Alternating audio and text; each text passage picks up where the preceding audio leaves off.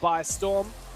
This should be one of their easier games on paper. Of course, HL TAURI coming through the Challenger Series. You don't expect them to be having a big splash, especially once they end up playing against the top dogs of the region. But for me, a big storyline out of this game and out of Elevate so far is what will we see from this new roster? There were high expectations last year, of course.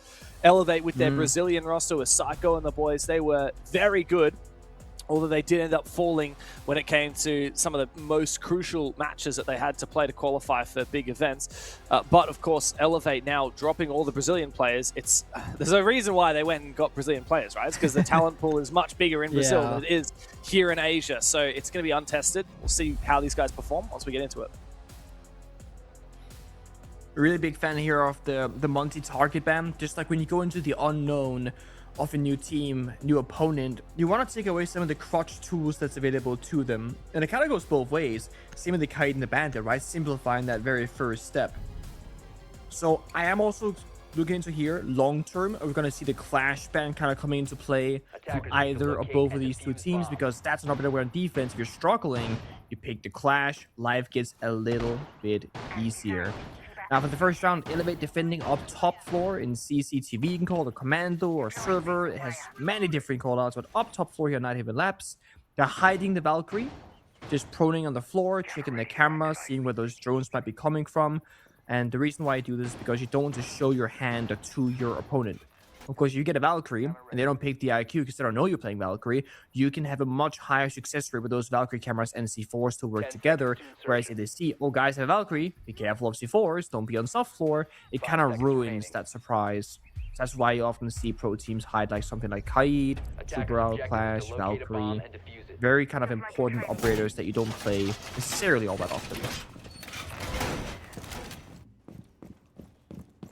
Yeah, it's going to be hard to hunt down those Valk cams if you don't have those operators, so we'll see. Looks like Yanis is at the moment in the basement, going for a bit of a roam. I like this. A lot of players on the attacking side like to pick something like a sledge and get in very early into the basement for a lurk.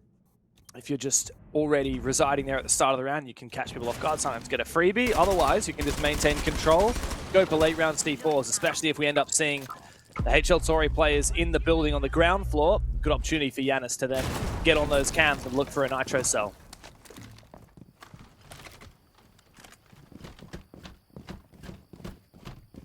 Now, very first game here for HL TAURI. Of course, we can expect them to be a little bit slower maybe on the entry. A little bit slower to make their first move, because a bit more pressure, a bit more nerves here as you settle into the Tier 1 debut.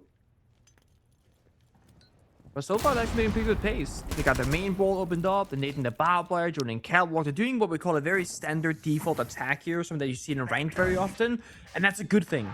Starting with basics, starting with defaults, trying to see how well they can play together. But there's that C4 tossed up by Jogor. My goat, by the way, gets the opening kill. Good start for Elevate. Big kill, Lion. No more E1Ds for the rest of this round. Still, the Blackbeard is up. Talk about operator and gun changes. Here's one that we haven't seen much of. So for those who don't know, and I only realized this because it happened in game once, Flores actually has the, what's this gun called again? The I can't remember what it's called. The T95? That's what it is. Ying's T95. LMG. Yeah, it's Ying's LMG. I think it's called the T95. Yes, so usually it's an LMG only available to Ying. Now Flores has got it too, so you don't have to run the AR-33 or the SR-25. He won't be running anything. He's just died. Good shot from Joe Gore, second kill of the round. Tenno's also almost been killed with this big nitro cell. I believe it was Shiba who threw that one over the top. A lot of damage onto the Blackbeard. Not a lot of options now for HL TAURI. They reinforce off the garage wall as well. Oh my god. They play rafters, then fall back slowly. Joker good for a 3. Blackbeard injured and jump out behind him, leaving just one player left standing. All the way downstairs, Striker is going to get swarmed by 2 players to his left and his right. Oh, nice shot. Oh, he finds one. Nice nade. Oh, the nade. Winnable. No, never mind. Joe Gore wants the 4K, and he'll commit to it long range with a shotgun. A little bit of trolling there from Elevate, but they get the job done. Crazy nade, says Barcode. So Yanis is a player I'm not familiar with, actually. On the roster, it was N Highcal. I'm getting confirmation that it is Yanis and not N Highcal. Wait, is that Hysterics? Oh, okay. No, who is that? No. I don't. No, that's not Hysterics. I don't know who Yanis is. I'm not sure if this is just a rebranding of NHycal. Of course, NHycal did play on the old Elevate roster, if anyone does remember what they were able to achieve. They actually made it to the Montreal Major with their Asian roster, and I believe the Copenhagen Major. For a time, Speakeasy played on that team, of course. Speakeasy and Ape. Quite a good Asian roster back in the day. Definitely top 2 in the region. Occasionally, they even had the better of the Bleed roster. Yeah, they did. Yeah. I like how Elevate has been so involved in so many different iterations of Siege. Like, they even back in the console days, right? If you go far enough back, console SI, very beginning Gear 1, they were also present. Our boy Laxing played for Elevate on PC as well. So they've been around a couple different regions, different time zones, and having a lot of success and presence, generally speaking. Yeah. So I got confirmation. NHycal is actually not playing today. We actually have Yanis, who's one of the subs from Elevate, stepping in. Yanis used to play with Barcode OP on another team called Titan. I'm not entirely sure why NHycal isn't in the server today, but this is a pretty important game for Elevate, so having to play with a substitute, it's never ideal. Hopefully they can continue the momentum from the first round and not have to worry about it too much. Momo's going for an aggressive run out. Looks like Elevate really want to keep this going quickly. Hey, I mean, the less you show and the easier the rounds are for you, the more you can keep in your back pocket and just continue that upper bracket run. So I think for Elevate right now, a bit of limit testing. You see how much they can get away with and how much more simple they can play these rounds. With Joker getting a 4K the very first one, he can kind of try and run some circles around HL TAURI for now. And just kind of see how far he can push his luck. Also, good use of reinforcements here for Elevate both rounds. Reinforcing either in the middle round or in the late stage of a round. Closing off angles, solidifying positions, and not really giving up map space unless they absolutely have to. I mean, look at Jogor and Shibi. They're playing together on the staircase and the hallway. Now with Shibi running further away, I expect Jogor to slowly start inching back as well if there becomes any pressure in his direction.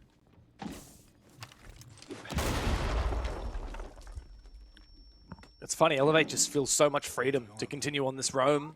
Yeah. We got, what, 2 players on the ground floor, Yanis all the way upstairs, bomb site in the basement. Tenno's actually managed to get all the way down into that basement with the Blackbeard, so can start to mount a bit of a push. The question now for Yanis is when does he start making his move on this flank? Same question for Jogor and Momo. I mean, they're making the push right now. In the Toxic Babes, kind of being spread apart here, a little bit isolated. But Tenno's gonna keep pushing on up and get more and more information. This looks like prime real estate for a plan attempt, no? We know this is Solus, retaking top 4. I don't think TAURI knows about this. Yeah, Momo's found the pick. I think they were aware of somewhat of a roam, but unfortunately for HL TAURI, the flank wash just wasn't quite on the trot. And now Momo has control up above with the Solus. He could look to deny plant from above, but he doesn't even need to. It's a 5v1.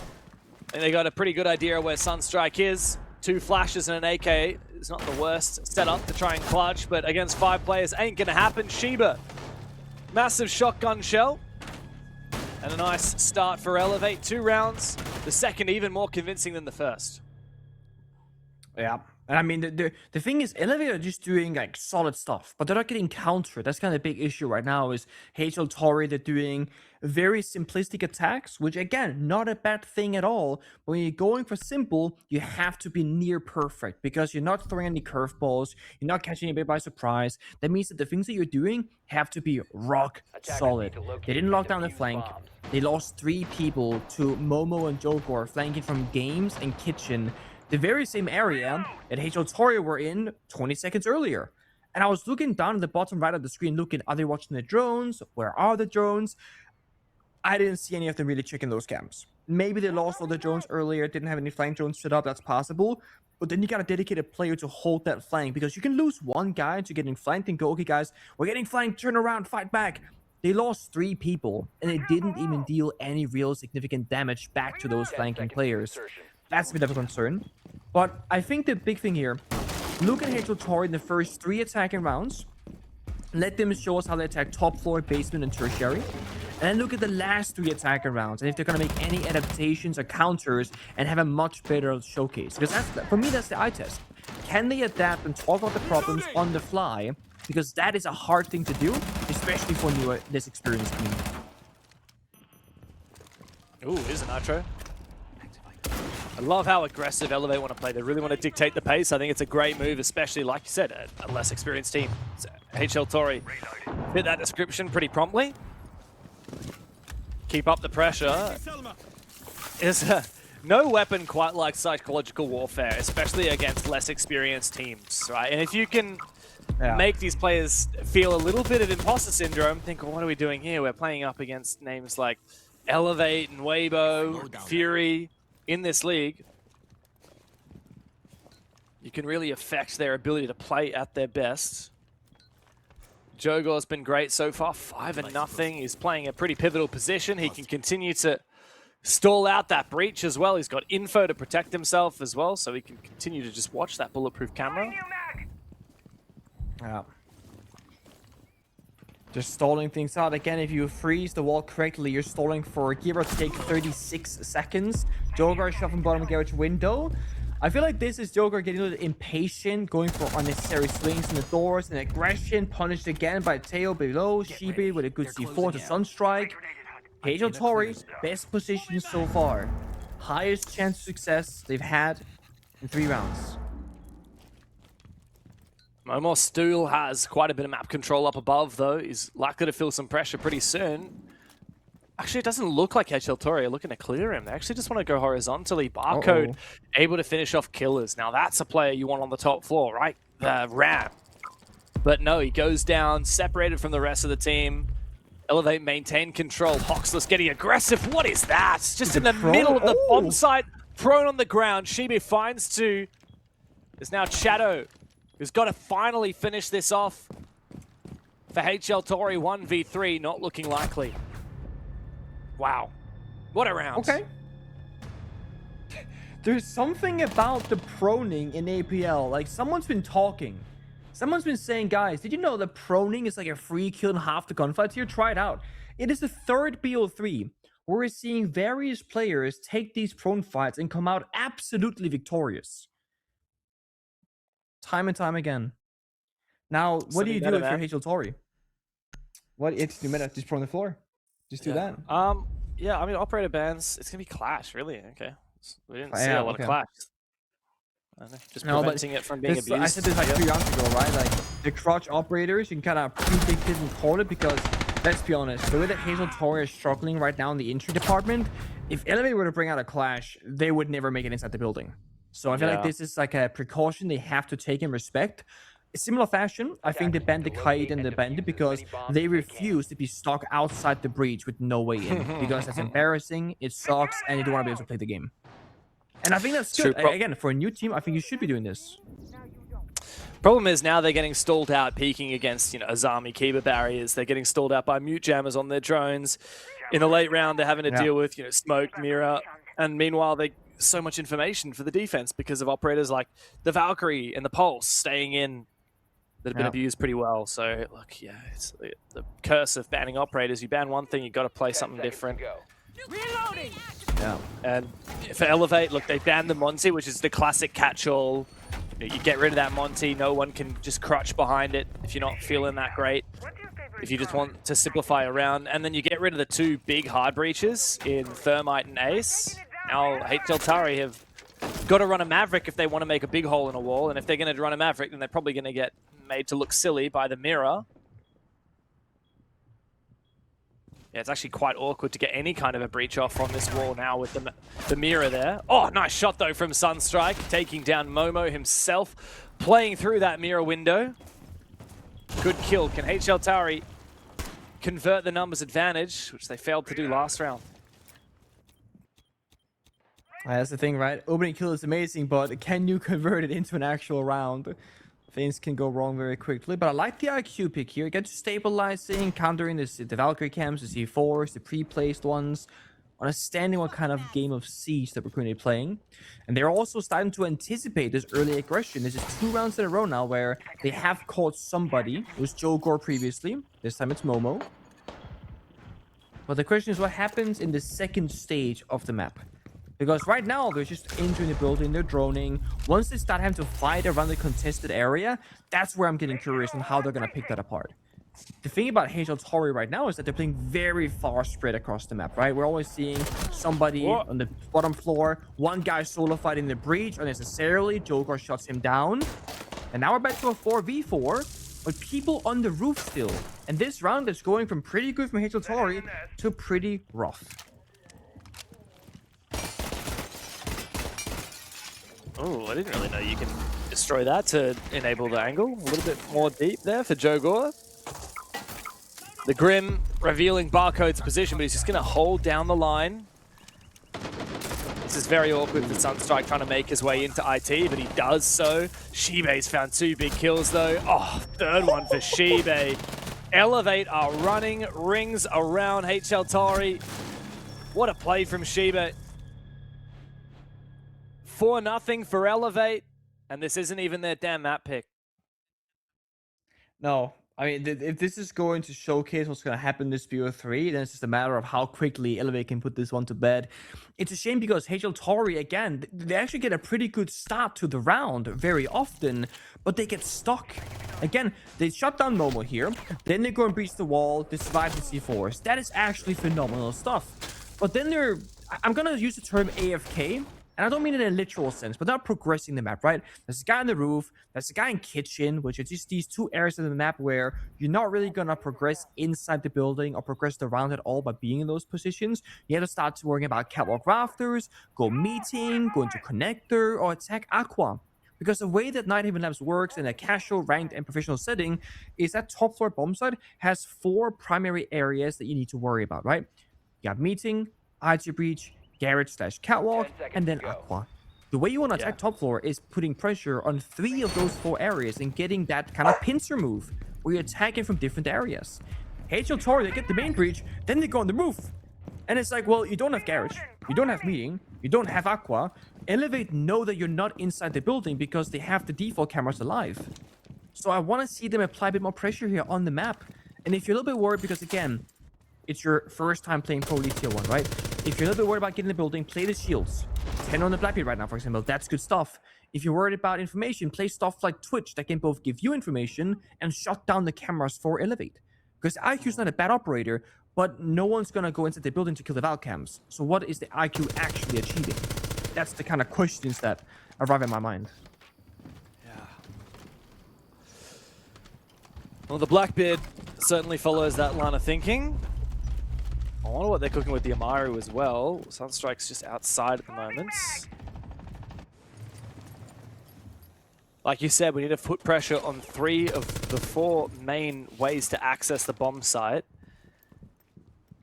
IT, I mean, it's breached, but Elevator playing very aggressively, preventing this entry. So HL TAURI, well, there's a lot of ground that they need to take. Yeah, exactly. There's a lot of ground that they need to take here, and Elevator just continuing to hold on. You can't commit to a roam clear unless if you actually have the adequate pressure to do so, and they're just completely retreating back. I feel like they're looking for the path of least resistance. They just want to go straight down Exo stairs without clearing the full roam. Yeah, they do, but it's the least resistance area for a reason. Defenders don't really have any business playing here because they don't care about this portion of the map. Now, it's good that they're taking map control, but where is the sledge or the ram to do vertical destruction? Well, they could take kill on the Ash, who has soft breaching charges, take stock control, and help the team push horizontally with a bit of verticality. But then we look at Janice. He's top floor with the Solace, and guess what? Exact same thing he did last time they attacked this exact bomb site. So HL TAURI, Loki getting baited into the same attack because the Elevator is showing them, hey, come here, come here. We're not playing this area, it's free, take it. But they're punishing them. Oh, wow. What an angle all the way down. Managed to ping the Lion while the E1D was going out, but straight into the side now. HL TAURI are on the verge of finding their first round. They find a lot of the kills that they need, and the diffuser goes down. Team kill into the 2v1. Elevate just rely on their substitute, Yanis, to look for an opportunity to get this going. I don't know if he knows where the plant position was. He must surely know. His teammate already killed one of the players, but he doesn't check the angle, and Killer has got him dead to rights. First round on the board for HL TAURI. Really good. They pushed on in, holding the angles, the Ash actually locking down the flank, and they do have to conflict the 50-50 gunfight, but it wins them both times. Yes, they also get the team kill, but the cherry on top here, they had a person in stock on the vertical holes, securing the post plant. Even if Ash is not successful, as long as the plant goes down, they have the round. Sunstrike on Arrow is literally playing on the floor above them. That's great stuff, honestly. And they played fast enough to run past Janice, not die to the verticality, then utilizing the manpower advantage because they knew Solus was top floor roaming and would need 10 to 15 seconds to get back towards that bomb site. And they get an important first round. If they get a second tier on the attacking side, this could all of a sudden become a competitive match. We gotta see Hawkslash as well here, currently on the line, trying to get that first kill.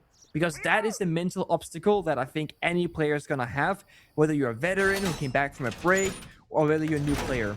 Once you get that first kill on the board in the game, whew, don't worry, I'm not dropping a donut, I'm fine. But when you're going 0-4, 0-5, almost everybody is going to get affected by that. Because it feels like you can't win a goddamn gunfight, and this is an FPS game after all.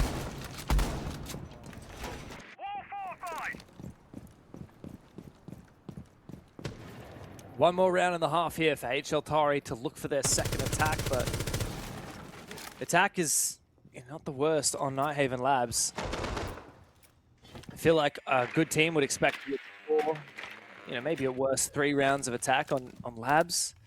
So even winning this round here is still not hitting the pass mark.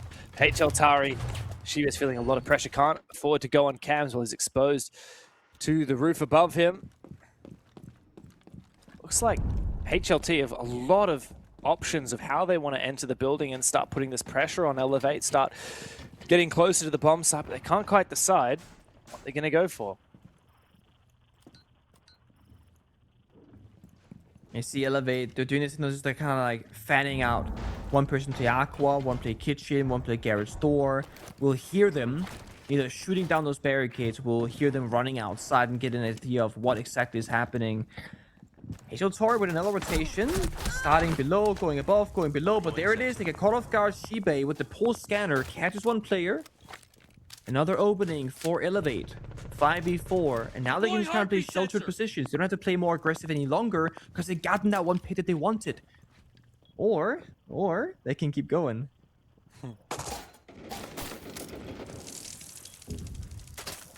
Reaper in hand. Shibe is the main line of defense to any entrance here into the bomb site of storage itself. After all of the Grim Bees that went out from Sunstrike, he's actually rotating down below. What is the play here? Oh, great shot. No, that was Jogor. I got a little bit jebaited there. Jogor actually found a kill. Killer did not manage to find his frag. He's missed now 2 opportunities to find the player on the rafters. He has to get desperate now. Jogor's fallen back to a safer position. Elevate just consolidating their advantage. As Jogor and Barcode OP need to be dealt with if HL TAURI are to look for a plan on the bomb site. Great shot from Killer. But elsewhere, he's traded by Momo. What an awkward spot for Barcode OP to be playing. And now Sunstrike's left in a 1v4 diffuser on the other side of the map. That's a free kill. Not the second, though. Momo shuts him down. Elevate, dominate. It's a 5-1 half on the defensive side of Nighthaven Labs, and it's up to HL TAURI to come back after the halftime role swap tactical timeout.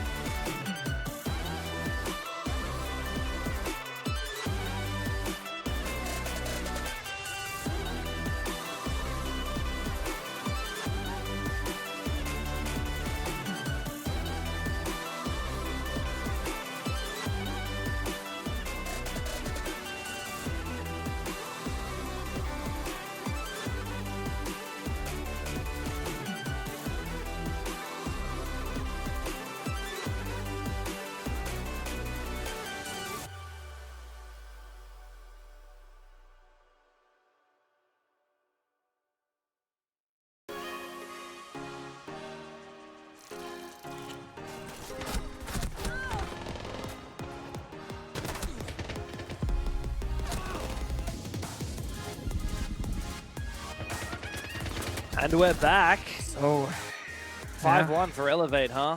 What a half. What a half. It started off very one-sided, and then I feel like TAURI was slowly getting a grasp of things, and then you finally figure it out, and you sideswap. And now you have to relearn everything again against your opponent. Of course, generally speaking, whether you're playing, again, competitive, casual, ranked, etc., defense is often the easier side to play. You put up your reinforcements, you put down utility, you choose, I want to play here. And now the enemy, the attackers, they have to problem solve and figure out what it is that you did and then counter it correctly.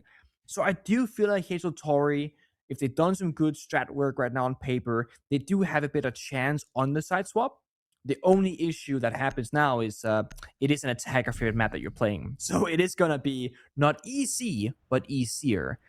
That, of course, counts for not even laps. So if you're struggling on the attacks here, well, I got bad news for you, TAURI fans, because next map will be Consulate. That is a nightmare to attack, even for some of the best teams in the world. And then Clubhouse, which, similar story. If you're not very good at attacking Clubhouse, it will be very defender-sided because it's all about counterplaying things correctly.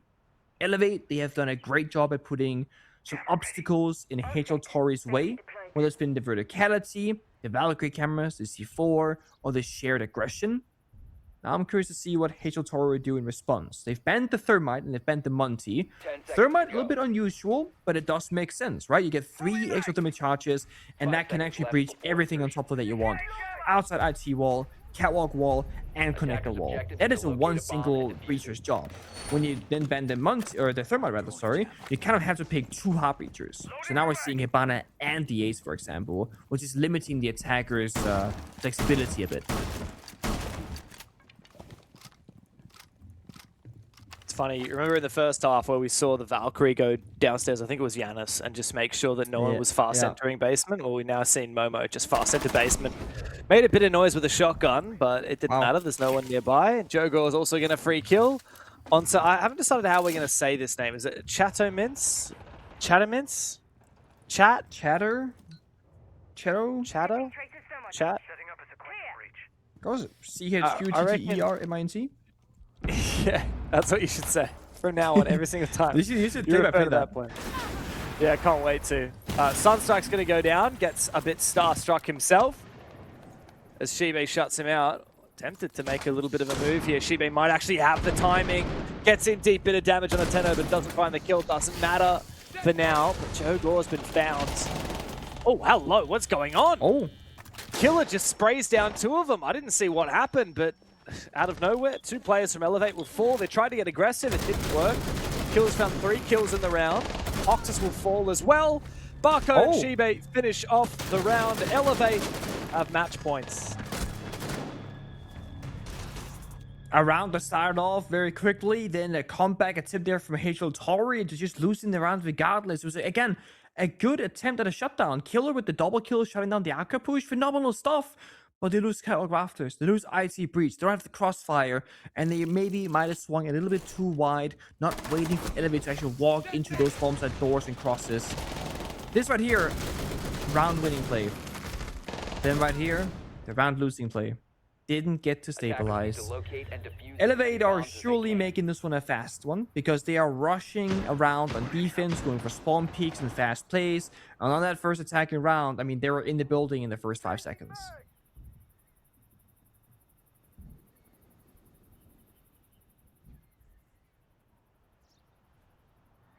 Oh, what are we cooking here, Elevate? 6-1 match point. This is the kind of round where you can afford to do something a little bit risky. You've got 5 match points. Yeah, I think they're going to stick it. Looks like we're going the Finker to support the Blitz. Faster aim down sides time. Yep. The Ying to add to the chaos. And the Glaz, of course, to really brute force one area with all the smokes. I quite like this. The problem is, like, where are you going to actually execute? It's on the basement. Typically, you'd see a team like externally breach one of the main walls with a Thermite, for example. Thermite's banned, Ace is available, but they wanted to keep util, so they looks like they're just going to have to use the Ying. Oh, sorry, Ace was picked. They got off the Blitz last second. It did, yeah, what's the point in the Thinker if you get off the Blitz? Finger's got a nice little gun. It's got 100 bullets. Oh, 100 bullets or so.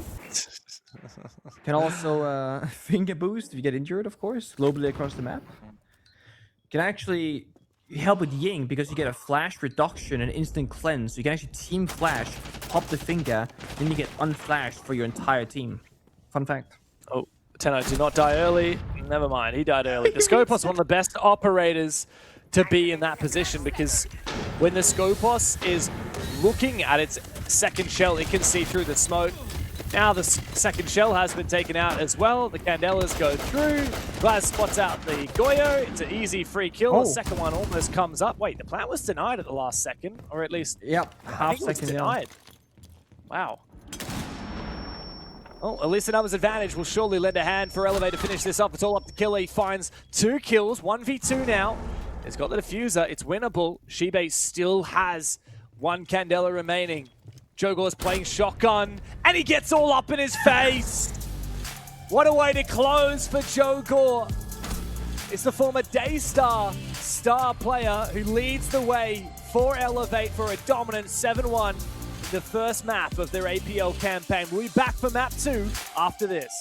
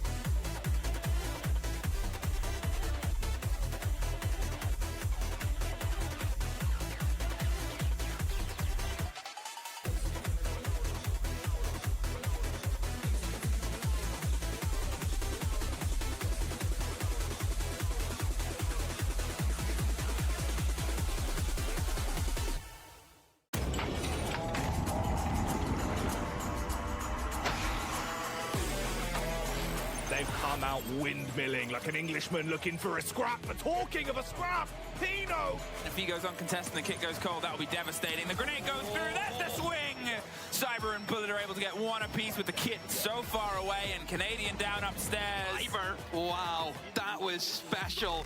It's a 1 versus 3 to hold, and they're pushing him from behind. He's found one. He's got to get the vertical as well. They get pulled off Tick. We're down to the last 3 or 4 seconds. Ryder's got another. He's held on. He's going to do it. And PSG take the 2-1 win. Both players spotted, but the res can be made successfully. Oh! Got another one for Solotov. Information from the bees. It goes in. Shotgun. W7s! They cement themselves as one of the greatest of all time. He's starting to get cooked alive, Ollie, but he's using the stim pistols. Look at this from the dock. Surely not. Brilliant! That's play of the year in my book. Plays the game, hits the old body, doesn't quite catch it. There's the Oh, he impact. gets it! There's the dash! He doesn't have the doesn't know! concentration. He's going back, he's not quite sure. He Neski gotta has go. a few seconds. Stick it, Ness, stick it. This is an angle that he might be able to contest. No, unfortunately, he takes just a bit of damage there. A walk, I guess, the second one. Eclipse, though, will get one, turning it into a 2v2. Now they push it on the side. The Bandit will lose out on this. Eclipse, the last alive on the Ella. He spots the head and takes him down. The ace for Waka. He will down BC. Canadian positioning to pick up, but that's going to result in a double nade from Vertical. That's 4 for him in the round. Necrox, the final defender against Vertical. The ace, absolute domination. You believe in magic, Michael. Team 1 does as they win the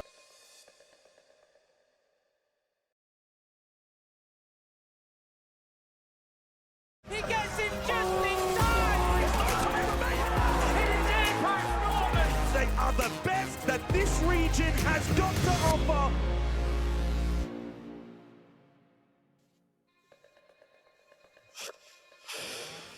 And we're back with it. Elevate made very short work of HL Tori. Not a great start for these guys in their debut, especially representing a brand new organization.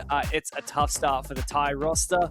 But of course, it's not over yet. Nick, they do have a chance to come back. Nighthaven Labs, forget about it. 7-1, Sheba going 12-3. Just forget about it. Don't worry. Move on to the next.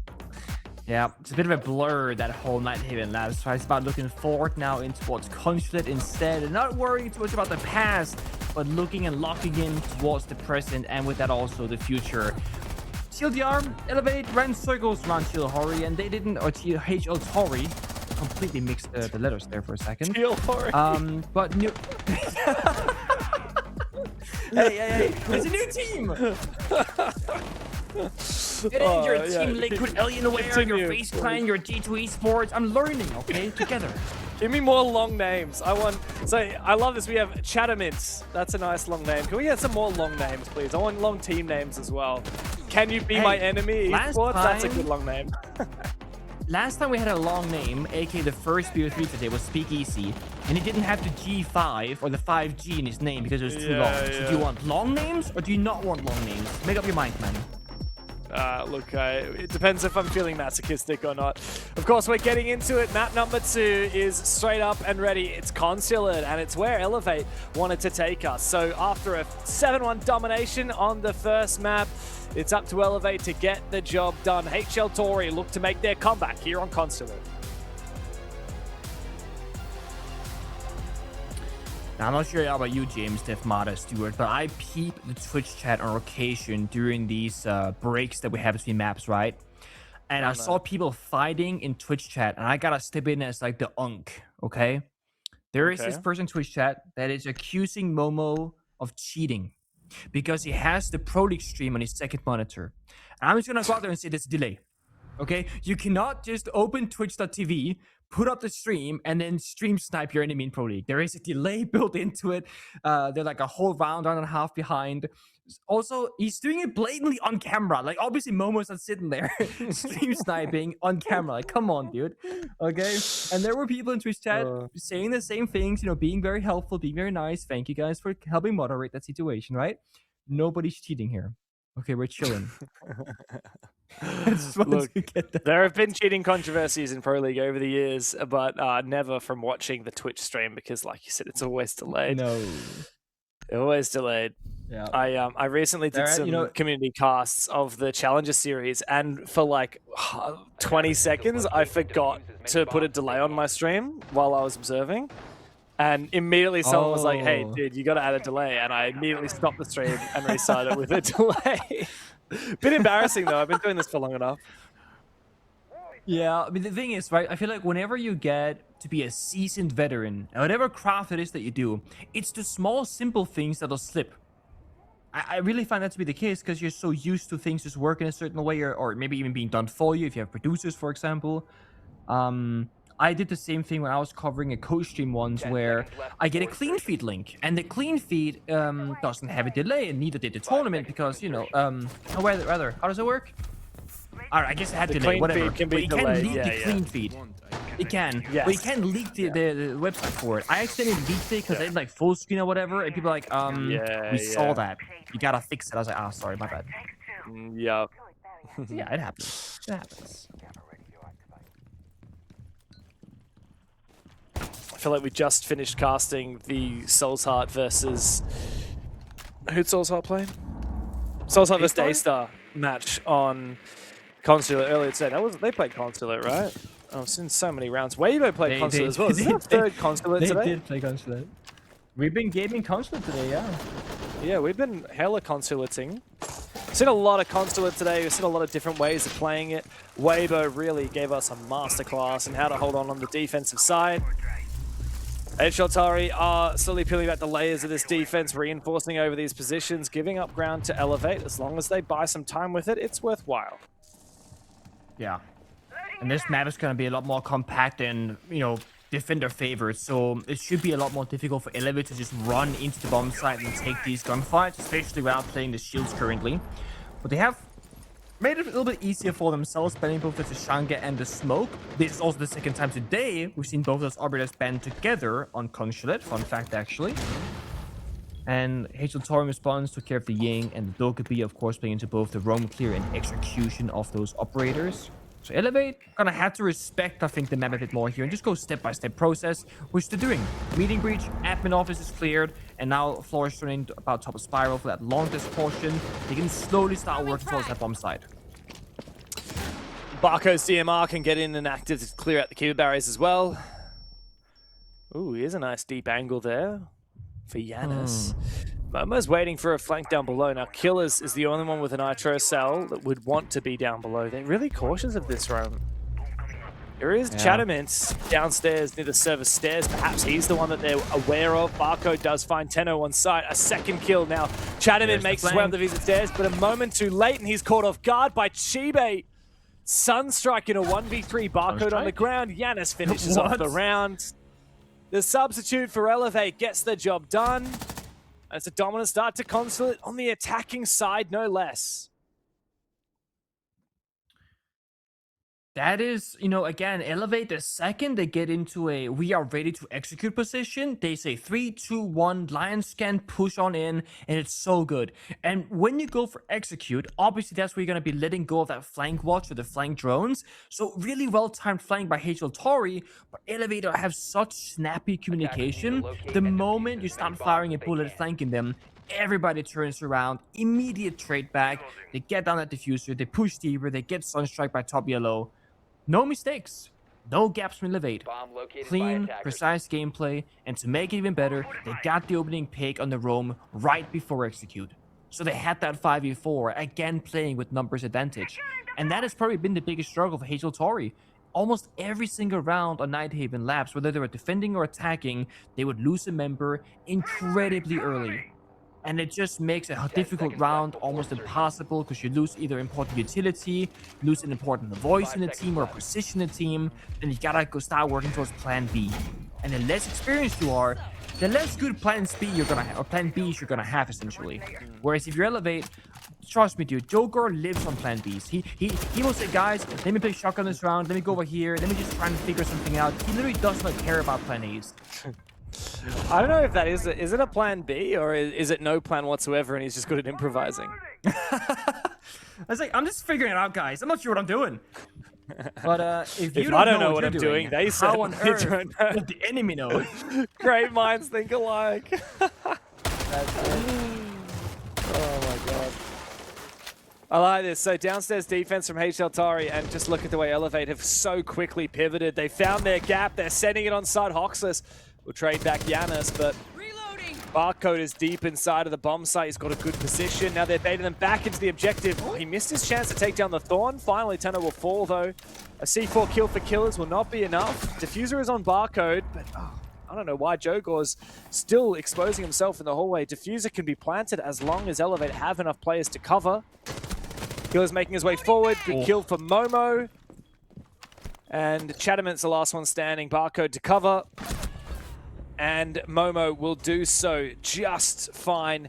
It's a good second round now for Elevate on the back of a gap found and a rush. Nice narrow angle as well at the end of it for Momo. And 2 rounds without breaking a sweat. Making it look simple and easy here on Constellate Attack. Pretty rare side. There is something beautiful about a really one-sided match. And I mean this in the most respectful way possible. It's about showing the layers and the levels that there can be to tier 1 professional play, right? Going from, let's say, your average, get together the boys once a week and play some gold rank, to playing, weekly Gold 4 tournaments, to playing in Challenge League qualifiers, to then professional play. There is an insane level of depth difference at those various tiers. Tier 1 level of play against the very best team in the world, you're never gonna beat them realistically. Like, FaZe Clan would never lose the vast majority of teams in the world, and they all play in tier 1 level competition. Now take a tier 1 level team against an up-and-coming tier 2 team that doesn't have much experience at all. Again, huge gap. HL TAURI are being taught so many things in this singular game, maybe more than they've been taught the last many months of their time together as a team, because they're getting exposed in their weaknesses time and time again. The most important thing for HL TAURI after this match is over is going back together and spend a good 5 long hours just going over the issues, the scenarios, the problems, and the examples in a good and productive way.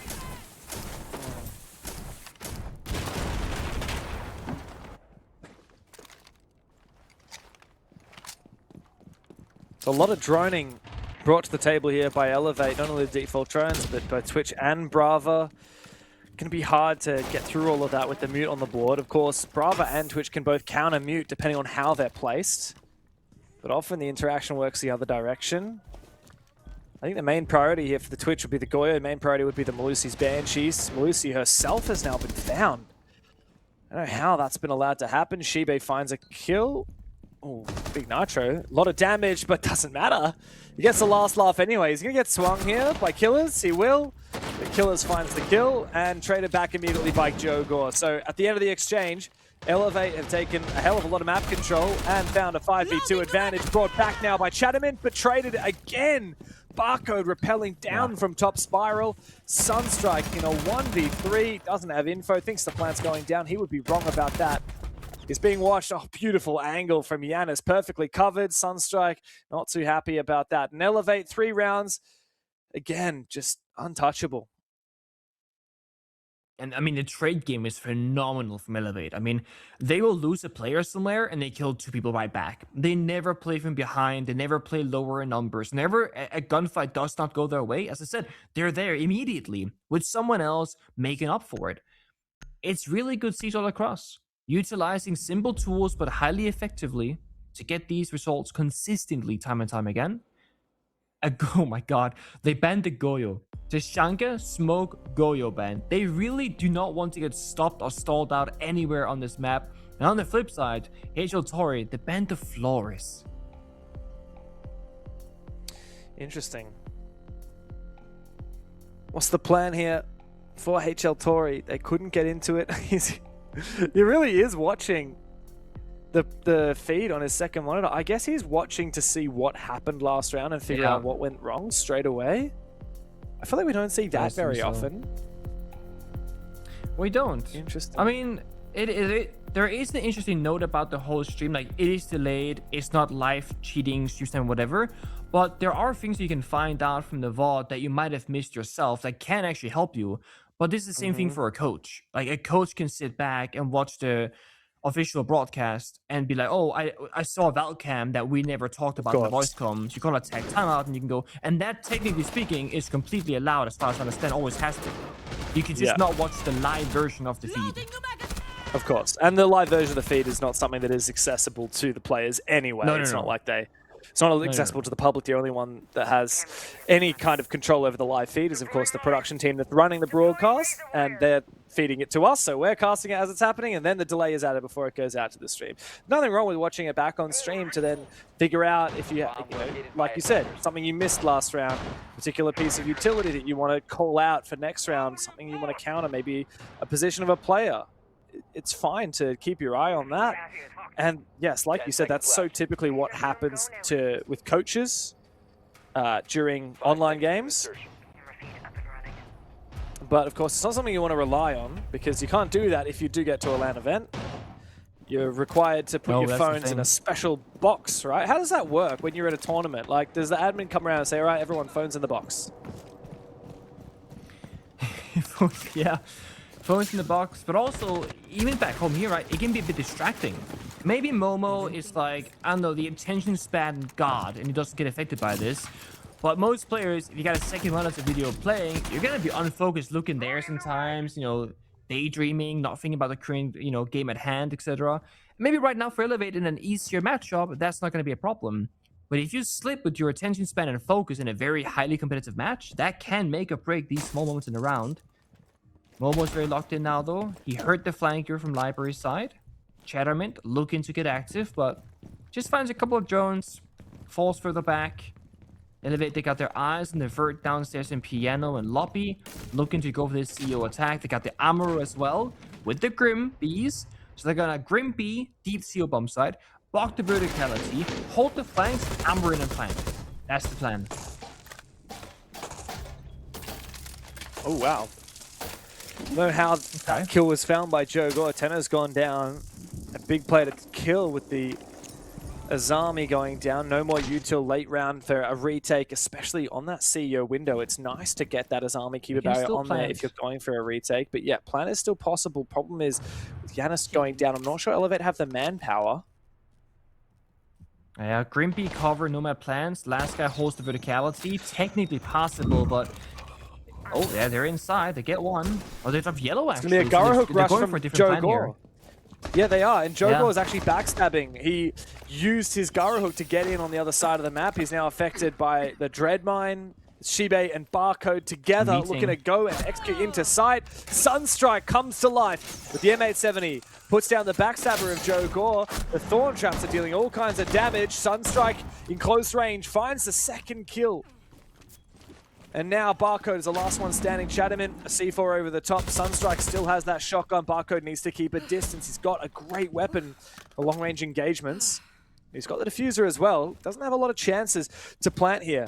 And Chatterman has now made his way back upstairs. Both players in meeting. Oh, beautiful shot on the Chatterman. Now it's a 1v1. And the last player is running a shotgun. BP. Barcode can destroy the bulletproof camera and actually go for a plant. If he falls back, this plant is surely free. He's actually going to go for the kill. This to me seems very dangerous.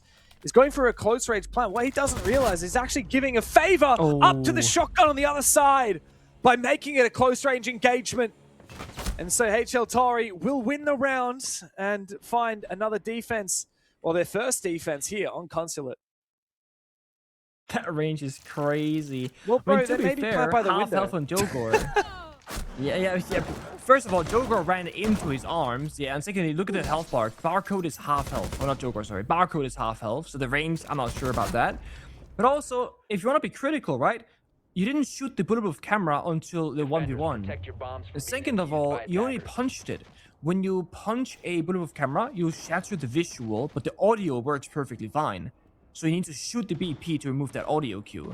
So if Barcode really wants to get lippy, it's like, maybe you should have done the perfect plays, good sir. But oh well, you win some, you lose some. And HL TAURI, I reckon you shoot the bulletproof camera, and then you go and plant at the window itself. I don't know if he had any util, any flashes, any drones, any air jabs, but like, I mean, even just playing off of audio on the window. Also, like in the post plant, once you get that plant done, surely you're more likely to win it if you go for that repel. Oh well, so many what ifs. Regardless, HL TAURI, they found their second round of the series. Big moment for the underdogs. Especially on defensive console, you can't afford to let that lead slip away. Whew. All right. How about a good old spawn peek, huh? How does that feel, Jogor? You did that to us every round on 90 laps. How does it feel? HL TAURI finally answering back, and Joker types lucky in the in-game chat. Real.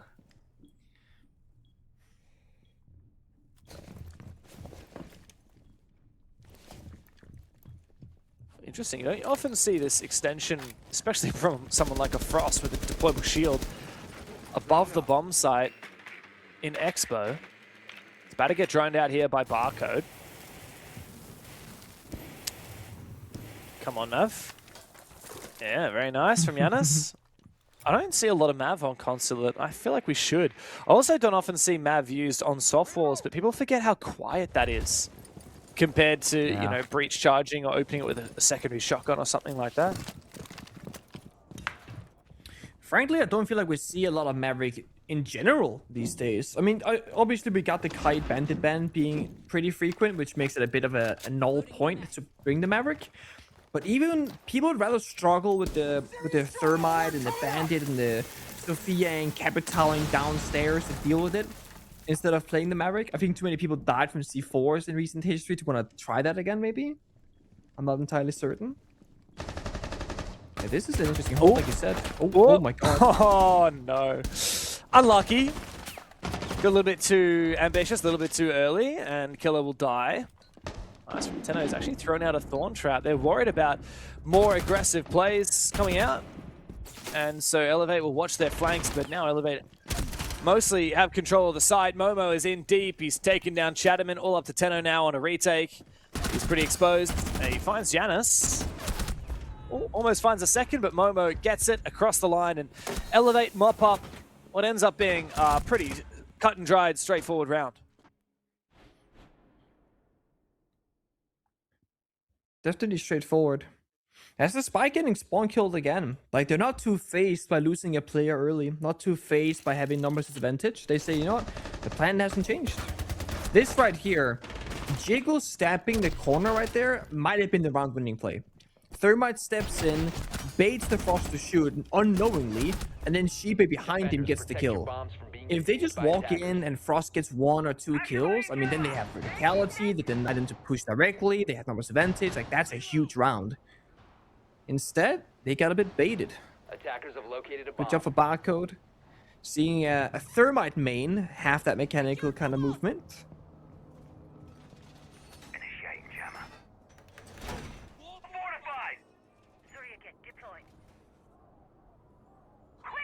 One more round left in the half here. One last chance for HL TAURI. I'm going to be really brutally honest for a second, Pengu. If HL TAURI don't win this second round before we swap halves, I think it's another 7-1. It's very, very likely. And it's just because of how difficult this map is to attack. I know it's 4-1 right now favoring the attackers, but it's a bit of a skill diff. It is very uncommon that we see attacker favorite halves here on Consulate. So I agree with you. They need that second round now. Otherwise, it's very likely a 7-1. Of course, anything is possible. Overcoming this obstacle that is Elevate for HL TAURI seems practically impossible.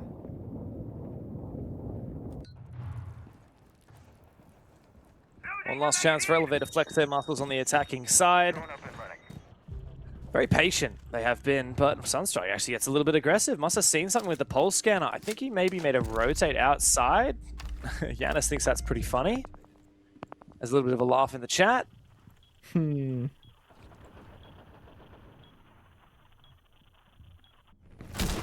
mean, they've played the last, what, 2 or 3 rounds with the opening dev, so Elevate, this is just a comfort zone for them, if you will.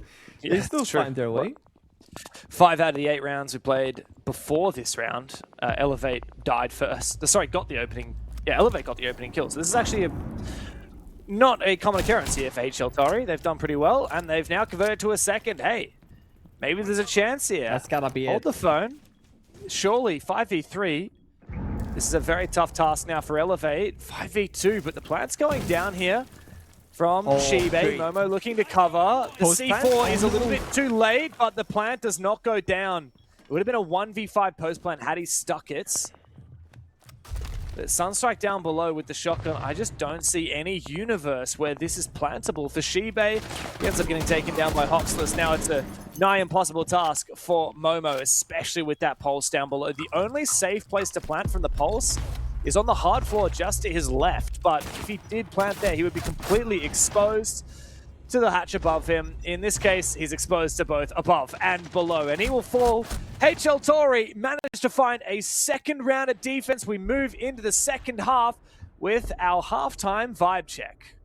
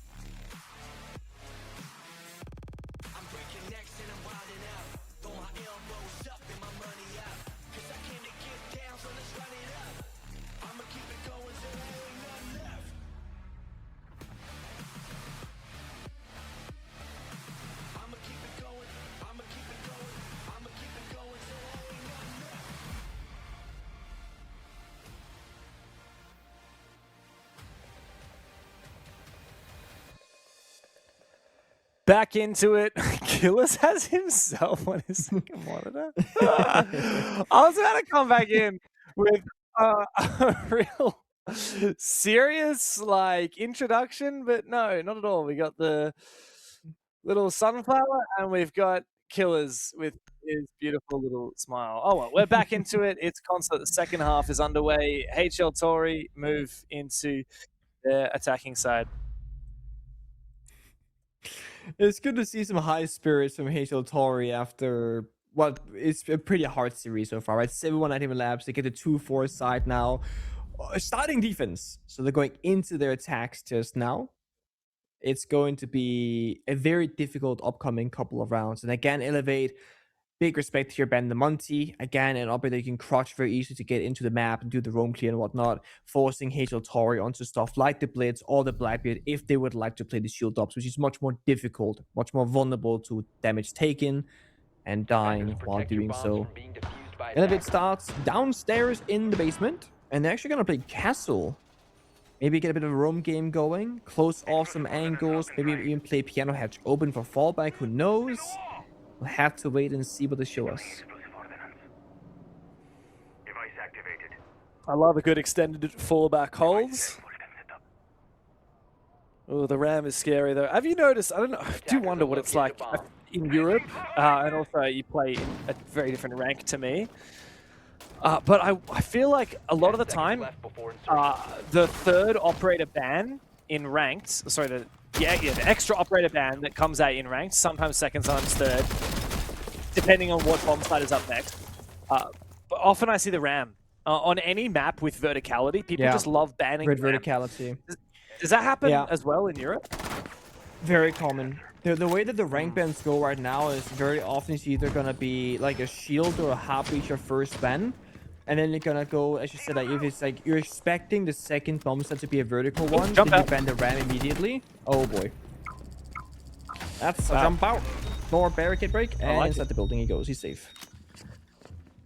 Yeah, I often see Yeah. like the ace mirror first up, and then the second is usually like a ram if there's a vertical bomb site being chosen up next. And then the third is maybe a Dokkaebi sometimes. That's something that I've noticed is that nobody seems to play or ban mirror these days in European high champ ranked whatever when I'm Really? playing. And I don't know if it's because that Ash used to counter the operator so easily, but about what 2 months ago, when the latest patch or one of the patches came out, Ash electrification now counters it, so you can no longer Ash breach a mirror window that's electrified. So oh Yeah. boy. Yanis is running circles on these guys. Admin jump Yeah, he out, is. runs back in, goes top floor, and now punches the window, gets another kill. Oh, And he wants wants to go a back third, for more. really badly. Oh, he almost saw him. He did for a brief Before, moment. come on. Yep, Here yep. comes the Nitro. Bang! Doesn't find any damage, but man, Yanis is putting a lot of pressure on these HL TAURI defenders, and Killer has now died as well to Jogor. I believe it was peeking outside. Sunstrike's found one. He looks to go deep. He doesn't have much of a choice at this point. On the ram, that we were discussing, but I mean, I don't think he'll get full bang for the buck out of the operator in a 2 versus 4. He's going to get hunted by Yanis.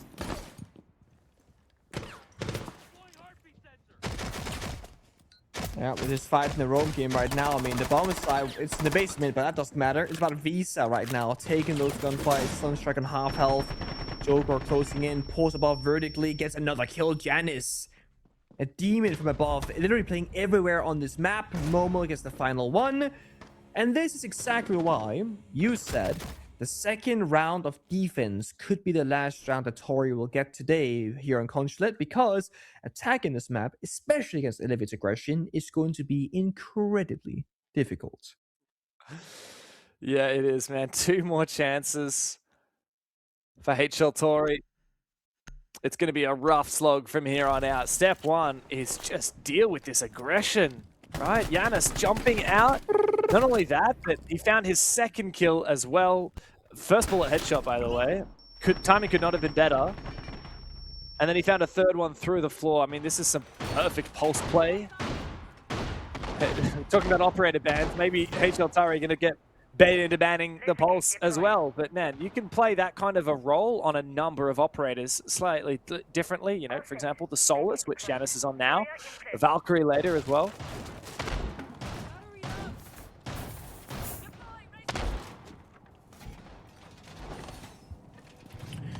I'm a little bit surprised that we're not seeing shields being brought from HL TAURI. I mean, they did hold the Blackbeard for a second there, but down to Capitão instead. They had Dokkaebi last round, but died before the gadget could be utilized, so a bit of a tough one, of course. And we're just gonna keep spawn peeking. Again, if you don't punish your opponent, they're not gonna change their playstyle. So as long as this works for Elevate, I don't think they're gonna make any real changes to this playstyle.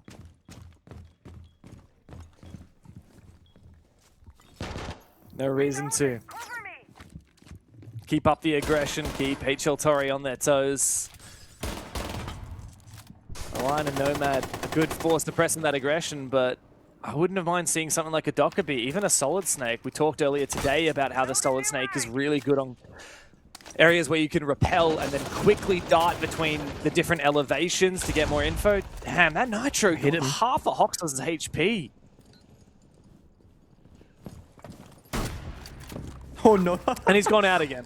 My god. They can't be stopped. Yeah. Bring some bloody claymores or something at this point. Just have two. I mean, you cannot solo take admin anyway, right? You gotta break the south repel, copper repel, and get on the double windows, but you can't solo drone on the exterior. You're so vulnerable. You're right. I mean, they have Nomad as well, but not utilized in this area of the map, I guess. Shibei takes down another player as well, the Striker from Chatterman. And they're just farming them on the roof. Oh, here we go. He's going to go for a run out. He knows there's an air jab there, so he's not going to commit to the run out. But man, just look at him. He's constantly looking for a gap. Also, another thing about the Solus. Oh, come on. There we go. Barcode. You saw Sunstrike's head above the desk. Found it. Good trade onto him from Killers.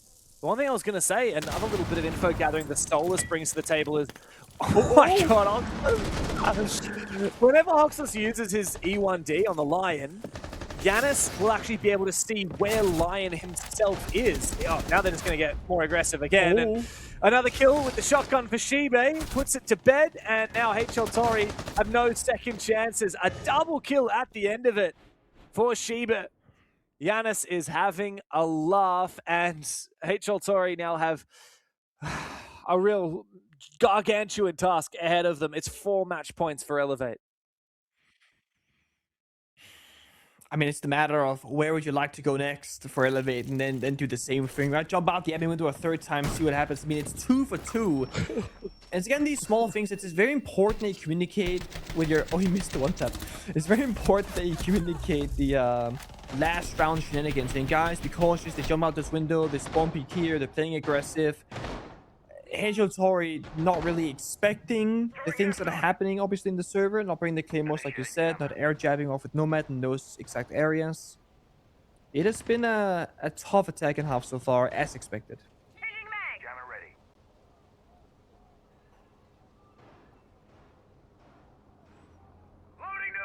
So what would you do if you're playing against a team like this? If you're in HL Tori's shoes, right? We do have the Dokkaebi being locked in by the looks of it. No, never. Oh, man, I am such a bad luck charm. What is that about? The Grim picked out. The Lion makes a... Yeah. What is brought to the table to prevent this crazy aggression from Elevate? Well, I would actually do something that's like, you kind of going back to early beginnings of any pro team. I would do 5-man one-side takes. You know how you do the hammer anvil, where you shove people away and you catch them somewhere? I would just literally take 5 guys, attack an admin, get in the building. Obviously, drone below and Vs and stuff like that for C4, but like you take 5 people on the same side of the building, and you all work together, simply surviving. Get in the building, drone below, progress the room. You're going to be slow. You're maybe not going to get any kills. You're going to play a 5v5 round for a while. Oh, no. But if any fighting happens, they both miss drone team completely. At least you have 5 guns in the same direction. We call this tough in this room for this exact reason. That's a death trap. Yeah. Oh, I mean, they're not going to know he's here unless they check the corner. No, I don't think they are. Giannis is so close to going for the flank of his life. Tenno is not long for this world, quickly taken down. Giannis isn't going to get the chance to do much more than that. Barcode, Jogor's getting aggressive. Everyone's getting in the action. Nate comes over, forces Jogor back for a brief moment in with the repel. And down he goes. It's all up to Sunstrike, but HL Tori cannot find anything today. It's a dominant statement made in their debut for Elevate. They're back in Asia, baby, with a full Asian roster, and they are here to make mountains move. A great game from Elevate. HL Tori in their debut cannot say the same. They struggle and they go down to the lower brackets. Really tough showcasing for sure for HL Tori, but I mean, Elevate's current performance and current playstyle, that is going to be probably the most aggressive team in the region. I'm sure Weibo could match that aggression if it wanted to, but it's such a high-risk playstyle that most other teams would not really go for that every single round. Elevate certainly made a statement today, and I'm actually very excited and curious to see how far they can go going forward, especially because we're in best of 3s. You can afford to take some risks in this kind of scenario, because in best of 1s, one bad round when it's 1st to 7, that can cost you a full game. I feel like the BO3 is what Elevate are thriving upon right now. Yeah, no, very, very true. For HL Tori, though, it's a very rough start. Look, the bracket is pretty unforgiving. You go down to the lower bracket, you get one last life, and you have to do everything you can to survive. Elevate will continue marching on forward, but for HL Tori, these guys are the lowest seed team coming in from the Challenger Series, so it's no surprise that they would struggle. And look, there's a lot of good Thai teams out there. Unfortunately, this is one that is struggling, at least so far. But for Elevate, let's focus on them for a minute. I mean, 3/5 of this were the top team out of the Challenger Series open quals when they played for a different team before they got picked up by Elevate. So before Challenger Series actually happened, we had the quals. The best players then got picked up by Elevate, and they bolstered that with other names on the roster, which are pretty familiar. I mean, obviously, you got Joe Gore, you've got N. Haikal, who didn't play today, Shibe, and Barcode, who all played for Elevate way back in the day. It's a roster that, yes, it is brand new, but there's a lot of experience on it nonetheless. Yeah, and I think that showed today, right? Good fundamentals, good execution, like good baseline strategy. So for a team that's coming together in recent times, they had a very high level for a new beginning team. So again, very excited and curious to see how far they can take that, given the right resources and time to get there. Well, they dominated today because of their aggression, and one of the names on our lips for that aggression was Yanis, who we've got on for an interview. First of all, Yanis, congrats on your debut here in the APL and for such a dominant victory. Firstly, I'm just going to ask, so I've got N. Haikal on the roster. I hear you're one of the substitutes. Is that true? Have you substituted in today? Yeah, I subbed in for him today. And he's why out is of town that? right now. That's why. He's not in town, but for the next game day, I'm pretty sure he's going to play for me. Yeah. Okay. Well, you certainly made a pretty strong argument for why you should be on the roster. Amazing plays with the Pulse. Now that Elevate has brought back an Asian roster, what's it feel like to be a part of this team? First of all, it feels like surreal because I still haven't synced in that I'm one of these guys, because I was just watching them for a few years back. Yeah, I was watching Haikal, Dogo, and Barcode as well. So still feels surreal, and I'm very happy that these guys trust me enough to be in the team, even as a sub. So tell me about you guys' playstyle. You guys played incredibly aggressive today. Is that the identity of you guys' team, or is that because TAURI being a weaker opponent that you feel like that could be the playstyle? Our playstyle really depends on what we feel as a team. If you wanna play aggro, we'll play aggro. If you wanna play passive, we'll play passive and use our win conditions to ourselves. Okay, so we you try can our best play to passive, be... you're telling me. Yeah. Sorry. Pretty much. Okay. No, okay. One thing I want to know about Elevate and your team as a whole is, what are your expectations out of this stage? Obviously, it's a double elimination bracket, which means you only get 1 second life. If you lose a game, you go down into the lower bracket. If you lose again, you're out. There are 2 spots up for grabs in Asia, which means you don't have to be the best team in the region. You technically just have to be the second best. Obviously, Weibo are going to be a real big challenge, but there's other good teams like Daystar, Fury, 6-7, and Soul's Heart, for example. How do you feel like you guys are going to stack up? Do you think it's achievable to make it to the Salt Lake City Major? Yeah, I'm pretty sure it's achievable. Of course, we're a new team. We don't expect much, but as much as possible, we want to do our best and show that we can compete with the best. Well, you certainly showed it today. Again, congratulations. I'm going to give you the floor now. Anything you want to say to anybody watching? This is, of course, your first interview here at the Tier 1 level of Siege, so I'd like you to just say whatever you feel. First of all, thank you for the people that supported us, like friends, family, and of course, our teammates and coach. And thank you for everyone that supported. And hello to my girl. Thank you for supporting. Thank you very much, Yanis. Good luck in your next match. Thank you. There we go. What a fantastic debut for Yanis. He's not even on the core of the team, and he had a highlight clip already, 3K on the Pulse. Exciting to see such an aggressive team play, no doubt.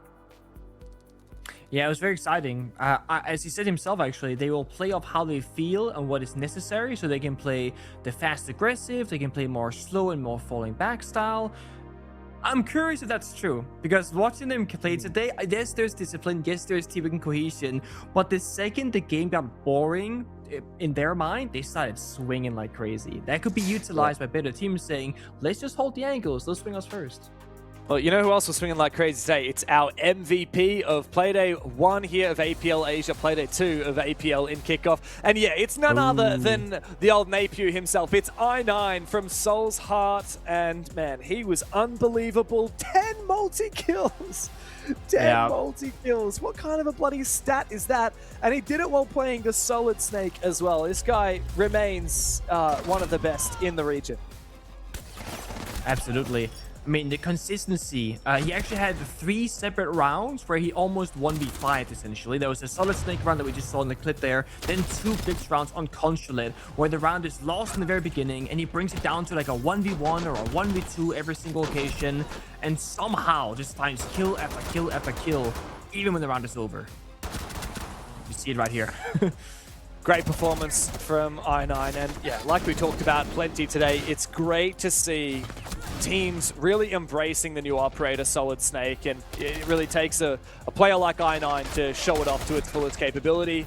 Great stuff from I9. Of course, that does pretty much wrap up the day for the Asia League, but we're not even finished technically with the quarterfinals. So, of course, we had Weibo 7-1, 7-1 over the new Fury roster. Not a good debut for them. Soul's Heart had a very close match against Daystar, but at the end of the day, unfortunately, Daystar couldn't get it done, thanks to I9, mostly. HL TAURI, in their debut, struggled a lot against Elevate. That leaves us with just one quarterfinal in the upper bracket left remaining. That's right, it's the X-Fury roster, now called 6-7, against Unreal Nightmare, coming from the Challenger Series. The winner of that will go on to play Elevate. Of course, Weibo Soul's Heart in the upper bracket. Daystar Fury in the lower bracket is crazy. Now, I want to get your thoughts, not on this bracket, but actually on what's coming up tomorrow. We've got Oceania here for Playday number 3 of Kickoff in APL, and the OS region is looking crazy. We've got Super Team Enterprise, but a lot of up-and-coming, promising rosters as well. Okay, so my hot take of the day, because it's important to do this, right? I think EP, they lose to Barbie Boys. They're going to get a big reality check. They're going to have a huge argument on social media, Twitter or X, whatever you want to call it. And then they're going to have a crazy lower bracket run, but lose in the grand final. To who? To Barbie Boys? To Barbie Boys again. Back to back. Damn. Well, that would mean Wettables to the major. It's going to be an exciting time in OCE, just as exciting as it has been in Asia and APAC North over the last 2 Playdays. But of course, it's time to wrap up for the night. We'll make sure to watch tomorrow because OCE is going to be cooking like crazy. But that's all from us tonight. Thank you very much for watching APL, and we'll see you tomorrow night.